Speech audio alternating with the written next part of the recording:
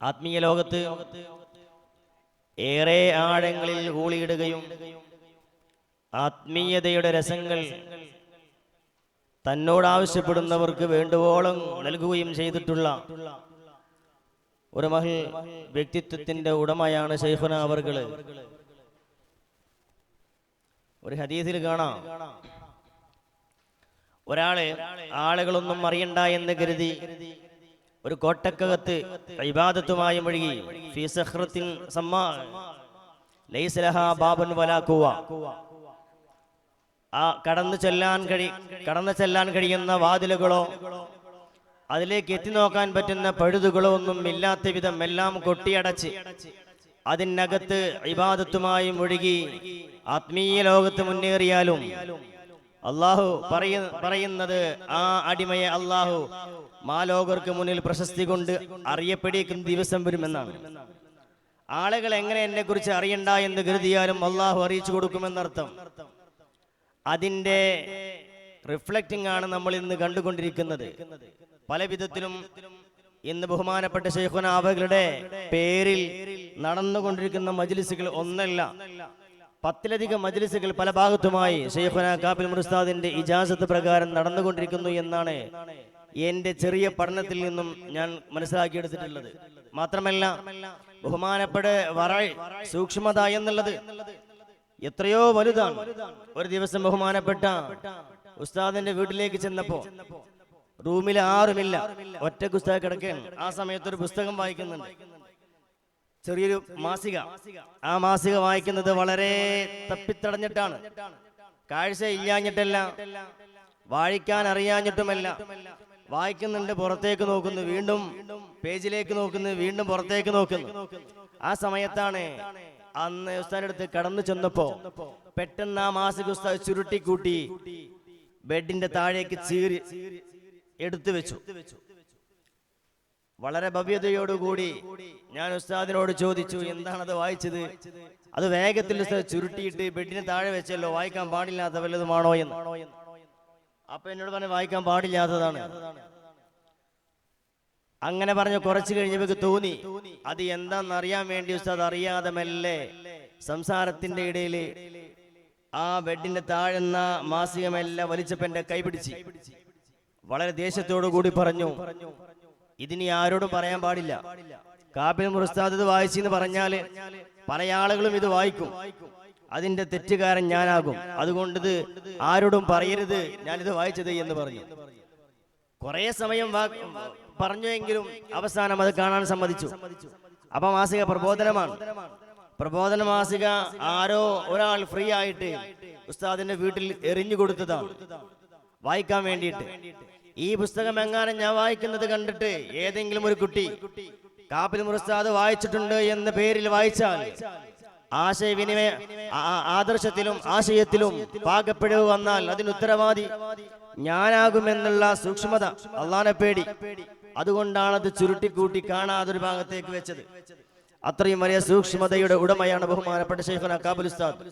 നേരത്തെ ഇവിടെ സൂചിപ്പിച്ചു, വലിയ മഹാനാണ്. പല ആളുകൾക്കും അത് മനസ്സിലാകാതെ പോയി എന്നും ഇവിടെ ഉസ്താദുമാർ പറയുകയുണ്ടായി. ഒരൊറ്റ സംഭവം പറയട്ടെ, ഞാൻ അവസാനിപ്പിക്കുകയാണ്. പ്രിയമുള്ളവരെ, എനിക്കൊന്നും വല്ലാതെ ഉസ്താദുമായിട്ട് ആഴത്തിൽ അടുത്ത് പെരുമാറാൻ കഴിഞ്ഞിട്ടില്ല.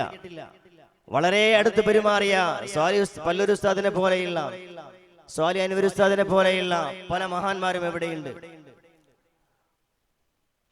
ഉസ്താദുമായുള്ള ബന്ധത്തിന്റെ വർഷങ്ങൾക്കിടയിൽ നടന്ന ഒരുപാട് അത്ഭുതങ്ങള്, ആരോടും പറയാതെ എടുത്തു വെച്ച കുറെ സംഭവങ്ങള്. ഒരൊറ്റ കാര്യം പറഞ്ഞുകൊണ്ട് ഞാൻ അവസാനിപ്പിക്കുന്നു. നമ്മളൊക്കെ മനസ്സിലാക്കുന്നതിനേക്കാൾ എത്രയോ അപ്പുറത്താണ് ബഹുമാനപ്പെട്ട ശൈഖുന കാപ്പിൽ ഉസ്താദ്. ജീവിതശൈലി കൊണ്ടും പെരുമാറ്റം കൊണ്ടും നോട്ടം കൊണ്ടൊക്കെ ഒരു മനുഷ്യനെ ഹിദായത്തിന്റെ മാർഗത്തിലേക്ക് ക്ഷണിച്ചു വരുത്താൻ ഒരു നോട്ടം മാത്രം മതിയാകും വിധത്തിൽ അള്ളാഹു ഉയർത്തിയ വലിയ മഹാനാണ്. ഒരിക്കൽ ഒരു തങ്ങളുമായി ഇന്ന് ജീവിച്ചിരിപ്പുള്ള ഒരു സയ്യിദവർ, ആ സയ്യിദുമായിട്ട് ഈ ഉള്ളവൻ കാപ്പിൽ ഉസ്താദിന്റെ വീട്ടിലേക്ക് ചെന്ന് കുത്തുബിയത്തിന്റെ ഇജാസത്ത് വേണമെന്ന് തങ്ങൾ ആവശ്യപ്പെട്ടപ്പോ, സയ്യിദ് ആവശ്യപ്പെട്ടപ്പോ അത് വാങ്ങിച്ചു കൊടുക്കാൻ വേണ്ടിയിട്ട് ബഹുമാനപ്പെട്ട ഉസ്താദിനെ സമീപിച്ചു. ആ സമയത്ത് ബഹുമാനപ്പെട്ട ഉസ്താദ് അവർകള് കിടന്ന് ജനല് തുറന്നു വെച്ച് പുറത്തേക്ക് നോക്കിയിട്ട് കുറെ സമയം എന്തോ സംസാരിക്കുന്നു.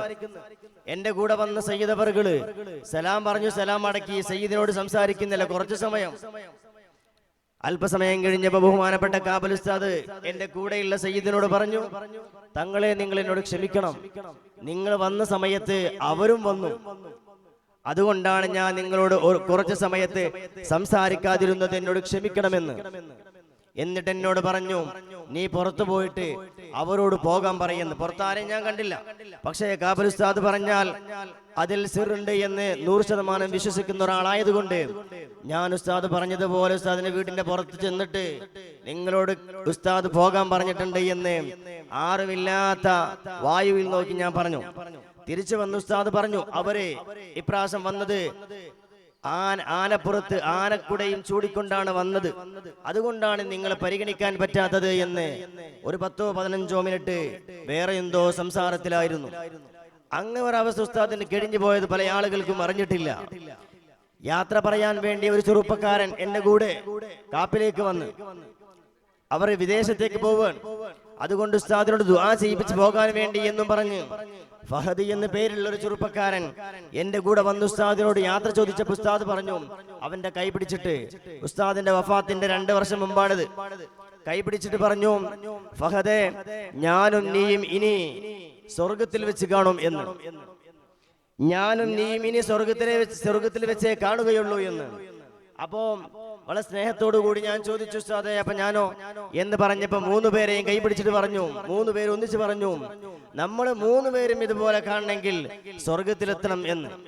അവിടുന്ന് 2 വർഷം കഴിഞ്ഞു ഉസ്താദ് വഫാത്തായ ശേഷമാണ് ഈ ചെറുപ്പക്കാരന് പിന്നീട് വിദേശത്ത് ലീവ് കിട്ടിയത്. ജീവിതകാലത്ത് ഉസ്താദിനെ പിന്നെ കാണാൻ ഈ ചെറുപ്പക്കാരന് സാധിച്ചിട്ടില്ല. എന്ന് പറഞ്ഞാൽ മരണത്തിലേക്ക് തയ്യാറാവുകയും മരിക്കാനുള്ള സമയങ്ങൾ മുൻകൂട്ടി കണ്ടറിയുകയും ചെയ്ത വലിയ മനുഷ്യനാണ്. അതുകൊണ്ടാണല്ലോ പല സബുക്കുകളിലും ബുഖാരി സബുക്കിൽ ഉസ്താദ് പറയാറുണ്ടല്ലോ, എന്റെ വഫാത്ത് ചൊവ്വാഴ്ചയാണ് എന്നുള്ളത്.